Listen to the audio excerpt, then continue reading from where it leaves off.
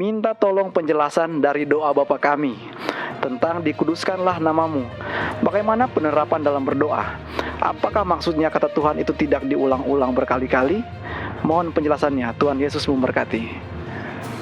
Silakan pendeta. Terima kasih. Shalom Bapak Yongkun Lim dari Kalimantan Barat. Terima kasih. Dari Toraja kita beranjak ke Kalimantan Barat dalam acara Tajam. Ya, puji Tuhan. Jadi apa yang dimaksudkan dengan dikuduskanlah namamu di dalam doa yang diajarkan oleh Tuhan Yesus? Sering kita mengatakan doa Bapa kami, karena memang awal dari doa itu adalah Bapa kami. Ada yang menyebut ini adalah the Lord's Prayer atau doa Tuhan Yesus, karena doa ini diajarkan oleh Tuhan Yesus. Bapa kami yang di sorga, dikuduskanlah namamu, datanglah kerajaanmu, jadilah kehendak-mu, dan selanjutnya. Apa yang dimaksudkan? Apakah ini artinya jangan mengulang-ulang kata Tuhan dalam doa kita? Oke. Sekarang kita baca di dalam kita sudah sebutkan doanya tadi. Saya anggap kita semua sudah mengetahui doanya. Kita tidak perlu lagi baca kembali dari Matius pasal 6 ayat 9 sampai ayat yang ke-13. Coba kita buka Alkitab kita dalam 1 Tawarik pasal yang ke-16 ayat yang ke-8. 1 Tawarik pasal yang ke-16 ayat yang ke-8. Boleh tolong dibacakan ayat ini? Oke, 1 Tawarik 16 ayat yang ke-8. Bersyukurlah kepada Tuhan, panggillah namanya, perkenalkanlah perbuatannya di antara bangsa-bangsa. Terima kasih. Firman Tuhan mengajar kita untuk bersyukur dan memanggil nama Tuhan, menyebut nama Tuhan. Ya. Jadi bagaimana di dalam doa? Karena Tuhan mau kita juga memanggil namanya. Bahkan Dia tidak mau kita memanggil nama Allah yang lain. Kita hanya boleh memanggil akan namanya, berseru kepadanya. Kalau berbicara tentang doa dan nyanyian, saya pikir ada banyak contoh di Alkitab, tapi yang paling banyak adalah dalam kitab Mazmur. Ada banyak doa dan nyanyian. Sekarang kita mau lihat salah satu contoh doa dalam kitab Mazmur. Saya ajak kita buka dalam Mazmur pasal yang ke-86. Mazmur pasal yang ke-86.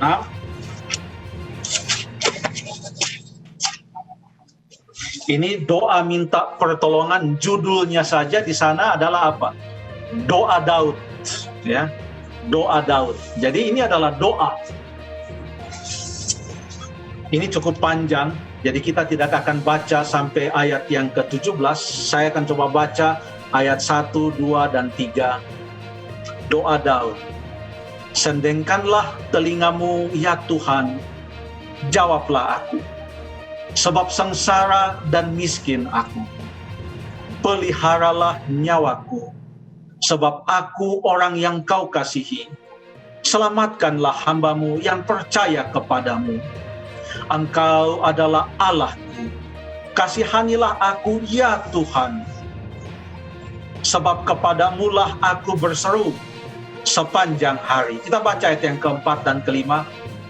Buatlah jiwa hambamu bersukacita, sebab kepadamulah, ya Tuhan, ku angkat jiwaku. Sebab Engkau, ya Tuhan, baik dan suka mengampuni, dan berlimpah kasih setia bagi semua orang yang berseru kepadamu. Ayat 6. Pasanglah telinga kepada doaku, ya Tuhan, dan perhatikanlah suara permohonanku. Dan seterusnya. Ini adalah doa Daud. Dalam doa ini, kalau kita hitung-hitung, nama Tuhan dalam huruf besar semuanya, yaitu tetragrammaton atau Yahweh, itu kita sebut dengan hormat Tuhan, huruf besar semua, yang dibaca Adonai oleh orang-orang Ibrani, orang-orang Yahudi. Dalam doa ini disebutkan 4 kali. Lalu panggilan Tuhan, T huruf besar, yang lainnya huruf kecil, ya, atau Adonai, itu disebutkan 7 kali. Lalu panggilan Allah, Elohim, disebutkan 5 kali. Jadi total dalam doa ini nama Tuhan, Yahweh, atau Tuhan, Adonai, atau Allah, Elohim, total 16 kali disebutkan. Apa ini tidak terlalu banyak menyebutkan nama Tuhan berulang-ulang? Kalau begitu apa artinya?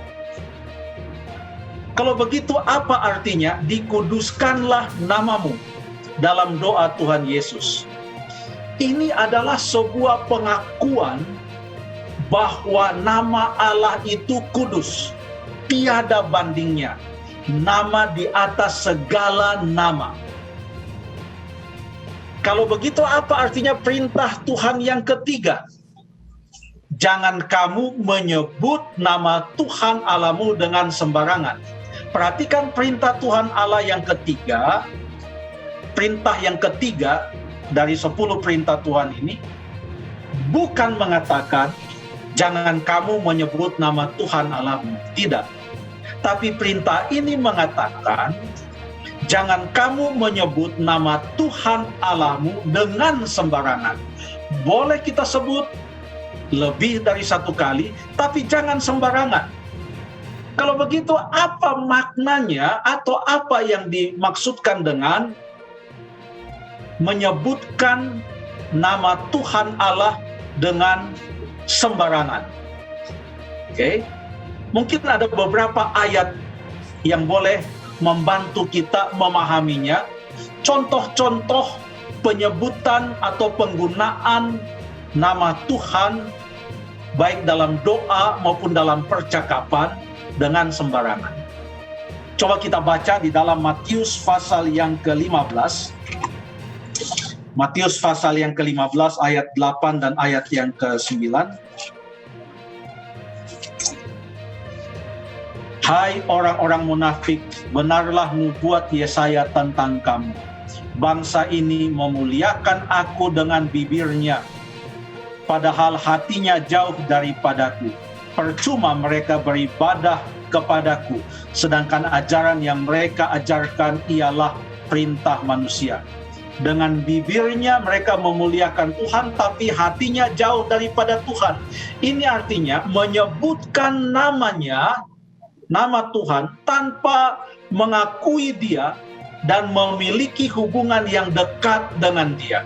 Ini maksudnya menyebut nama Tuhan Allah dengan sia-sia. Menyebut Dia dalam doa tapi tidak punya hubungan dengan Dia dan hidup jauh dari Tuhan. Tidak mau hidup dekat dengan Tuhan. Beda yang diucapkan dengan apa yang dilakukan.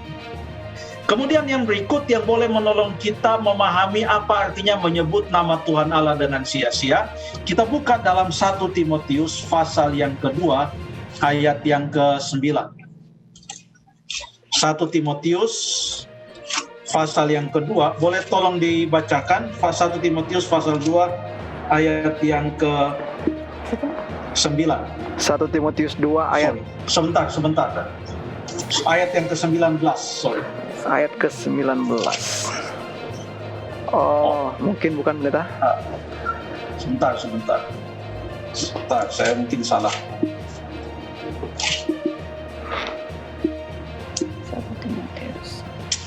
2 Timotius, mohon maaf.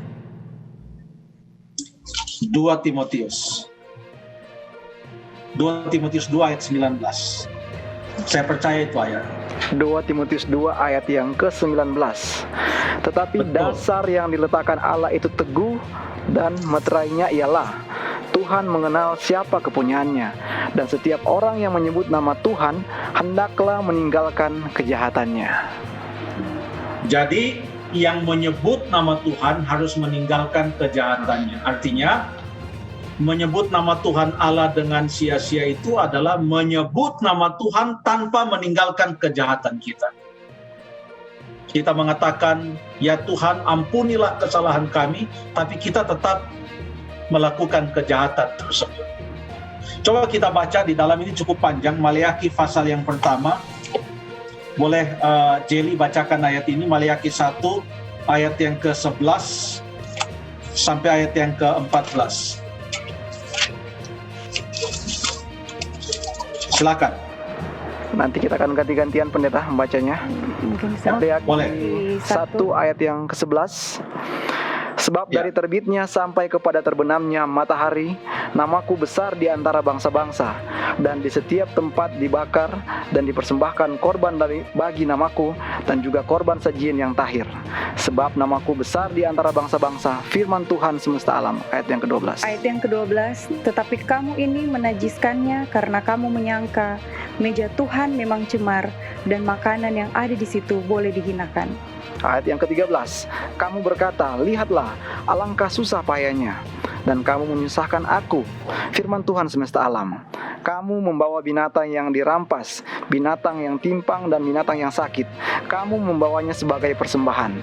Akan berkenankah aku menerimanya dari tanganmu? Firman Tuhan. Ayat yang ke-14, terkutuklah penipu yang mempunyai seekor binatang jantan di antara kawanan ternaknya, yang dinazarkannya, tetapi ia mempersembahkan binatang yang cacat kepada Tuhan. Sebab aku ini raja yang besar, firman Tuhan semesta alam, dan namaku ditakuti di antara bangsa-bangsa. Jelas sekali. Terima kasih. Ayat 11 tadi mengatakan tentang datang kepada Tuhan dan mempersembahkan korban kepada namanya. Ada tulisan nama Tuhan, namaku, Tuhan katakan. Lalu ayat 13 dan ayat 14, orang-orang Israel bawa korban binatang yang sakit, yang timpang, bukan karena mereka tidak punya binatang yang baik untuk korban kepada Tuhan. Ayat yang ke-14, Tuhan katakan kepada mereka, mereka adalah penipu karena mereka mempunyai binatang jantan di antara kawanan ternaknya yang dinasarkan, tetapi mempersembahkan binatang yang cacat. Artinya mereka datang kepada Tuhan, menyebut nama Tuhan. Seharusnya mereka bisa mempersembahkan yang terbaik kepada Tuhan, tapi mereka menipu Tuhan dengan membawa binatang-binatang yang sakit sebagai persembahan mereka kepada Tuhan. Inilah menyebut nama Tuhan Allah dengan sembarangan, yaitu berdoa kepada Tuhan dan membawa persembahan kepadanya, tapi bukan yang terbaik. Padahal kita punya yang terbaik. Kemudian yang berikut kita baca Imamat 19 ayat yang kedua. Imamat pasal yang ke-19 ayat yang kedua saya baca. Oke. Imamat pasal 19 ayat yang ke-12, ayat 12. Oke. Janganlah kamu bersumpah dusta demi namaku, supaya engkau jangan melanggar kekudusan nama Allahmu. Akulah Tuhan. Jadi yang berikut adalah menyebut nama Tuhan Allah dengan sia-sia itu adalah kalau kita menipu, lalu kita menggunakan nama Tuhan, mengatakan sumpah, sumpah demi saya tidak. Itu adalah menyebut nama Tuhan Allah dengan sia-sia. Jadi kalau kita di dalam doa, seperti dalam Mazmur 86 tadi, beberapa kali mengulangi panggilan kepada Tuhan yang kita sebutkan dengan hormat dan khusyuk dan memuliakan namanya, dan ia mengetahui hati kita, itu adalah sesuatu hal yang sangat baik karena Tuhan mau kita memanggil namanya. Terima kasih.